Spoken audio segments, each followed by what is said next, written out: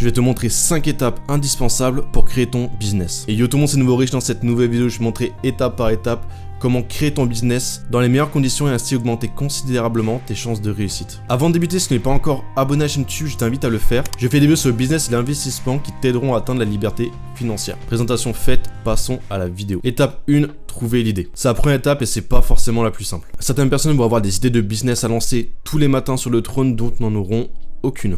Si c'est ton cas, je te conseille de partir d'une réflexion simple. Quelles sont tes compétences et tes facilités? Tu fais une liste de tout ça, ça permettra déjà d'avoir une piste à explorer. La seconde liste que tu peux faire, c'est tout simplement quelles sont tes passions et qu'est-ce que tu aimes. Car oui, lancer un business dans un domaine que tu aimes augmentera tes chances de réussite étant donné que tu seras plus motivé sur le temps. Donc maintenant, c'est simple, tu lis ces deux listes, tu regardes tes compétences, ce que tu aimes et tu essaies de trouver tout simplement un business à lancer avec ça. Un business part souvent d'un problème à résoudre. Donc voilà, ça c'est à toi après de faire cette réflexion-là et de trouver quelque chose qui te correspond. Si la personne sur Discord me demande tu conseilles de lancer quoi, moi je réponds toujours en fait je peux pas te dire il faut que tu fasses ce business-là. En fait un business est propre à chacun. En fait un business peut correspondre à l'un mais pas correspondre à l'autre. C'est vraiment quelque chose de personnel. Il faut pas croire que tous les business sont bons à prendre et bons à lancer. La dernière chose que tu peux faire c'est de toujours analyser le business des autres. Ça permettra en fait déjà de découvrir de nouveaux business et de potentiellement t'en inspirer dans le futur. Par exemple, tu regardes ces vidéos, demande-toi comment ils gagnent de l'argent.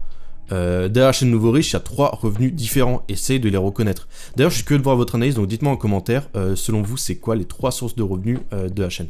L'étape numéro 2, c'est tout simplement le business plan. Vous avez l'idée, maintenant il faut qu'elle soit viable et rentable. C'est pour ça que vous devez définir un business model et tout simplement tester sa viabilité. Rédigez-vous un business plan complet en prenant compte de votre marché cible, de la valeur ajoutée au client, des frais, de la rentabilité, des marges et enfin du budget que vous souhaitez allouer dans telle ou telle chose. Réfléchissez aussi à votre méthode de promotion, c'est vraiment un point essentiel pour que votre business marche. Vous pouvez être le meilleur dans votre domaine, mais si vous avez une promotion qui est inexistante ou qui est faible, tout simplement, votre business ne va pas être vu et ne va pas fonctionner. Donc vraiment, c'est un point à ne surtout pas négliger. Faites une promotion qui est solide. En fait, poser l'idée, ça va vous permettre de vous rendre compte des problèmes que vous pouvez rencontrer dans le futur et de tout simplement les régler en amont avant de lancer votre business. C'est pour ça que le business plan et le business model, c'est une étape indispensable. Pensez aussi au financement. La plupart des small business digital va demander un financement qui est faible. Donc ça peut être quelques centaines d'euros, voire milliers.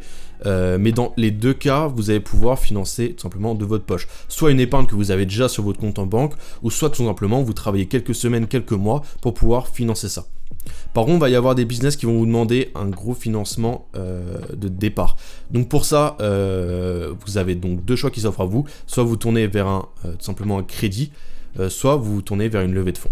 L'étape numéro 3, c'est le nom et le branding. Maintenant que vos idées sont posées et que votre business model est ficelé, la prochaine étape, c'est d'avoir un nom percutant et un branding efficace. Avoir une image de marque de qualité et surtout adaptée à votre public cible est essentiel. Pour le nom de marque, j'ai fait une vidéo dédiée, donc je vous la mets en fiche et en commentaire. Je vous invite à aller la voir, donc je vais pas plus détailler là-dessus, sauf qu'il y a quand même pas mal de choses à dire. Concernant le branding, je vous conseille vraiment de passer par un pro. Il faut quand même certaines compétences pour faire un branding de qualité. Donc voilà, si vous avez le budget, passez par un professionnel, ça sera plus simple. Maintenant, si vous voulez faire vous-même, c'est possible, mais faites attention à quelques points. Votre style graphique et votre thème global se doit d'être cohérent avec votre activité. Si vous regardez les business et les marques qui marchent autour de vous, vous allez vous rendre compte qu'en fait, leur branding fait passer un message qui est clair et positif. C'est pas anodin. S'ils marchent, c'est parce que leur branding fonctionne. Apple, par exemple, il a misé sur un branding qui est luxueux, innovant et futuriste, ce qui colle clairement avec les produits vendus par la marque. Donc ne laissez rien au hasard et ne partez pas dans plein de styles différents. Votre business doit avoir une image de marque qui est propre à lui, c'est quelque chose de très important. Étape 4, choisissez-vous un statut juridique adapté. Un statut juridique adapté à votre business est quelque chose de très important. Même si la première chose qui va vous venir en tête, ça va être simplement la micro-entreprise, c'est pas forcément la plus adaptée. Oui, effectivement, la micro-entreprise, c'est facile et simple à mettre en place. Donc oui, la micro-entreprise, c'est rapide et facile. Oui, dans l'imaginaire, la micro-entreprise est moins taxée. Enfin, sur le papier, en tout cas, c'est le cas. On a entre 20 et 30% d'impôts. Et en société, on a 45%. Mais il faut prendre en compte que en micro-entreprise, vous êtes taxé sur votre chiffre d'affaires.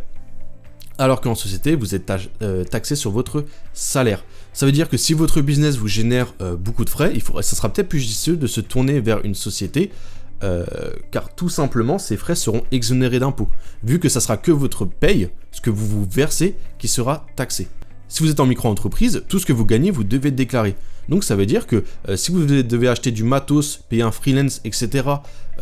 Pour votre business, ce sera tout simplement des frais qui seront pas liés à votre entreprise et qui sont sortis de votre poche. Pour vous donner un exemple, prenons ma profession donc de youtubeur. Imaginons que j'ai besoin d'un nouvel ordi pour tourner mes vidéos et faire le montage.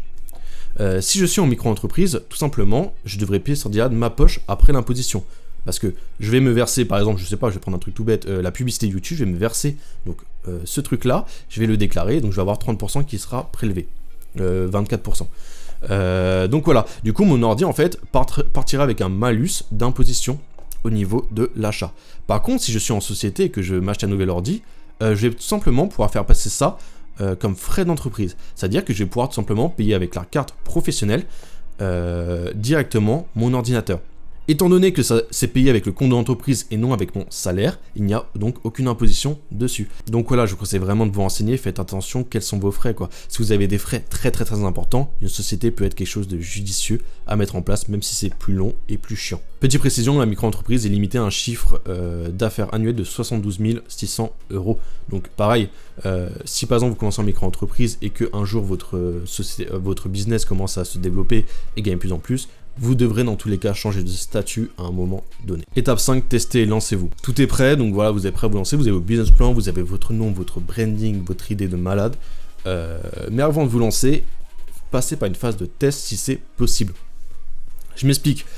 Si vous lancez directement vos services, enfin tout ce que vous voulez, votre business au public, le problème c'est qu'après pour faire retour arrière ça va être un peu plus compliqué que si vous testez votre business sur un groupe de personnes. En fait ça vous permettra de voir si votre business model est efficace ou si vous devez reprendre quelque chose dans votre business plan sans vous avoir trop engagé par exemple avec de la promotion. Si vous, je sais pas, vous avez payé pour 1500 € de publicité, vous vous rendez compte qu'en fait votre business model marche pas et qu'en final vous avez dépensé cet argent dans le vent, vous êtes d'accord avec moi que c'est bête. C'est pour ça que moi je vous conseille de faire des phases de test en amont. Il est toujours préférable de corriger le tir avant un lancement total et public. Si tout est bon, lancez-vous et accrochez-vous. Un business lucratif et rentable ne se fait pas du jour au lendemain.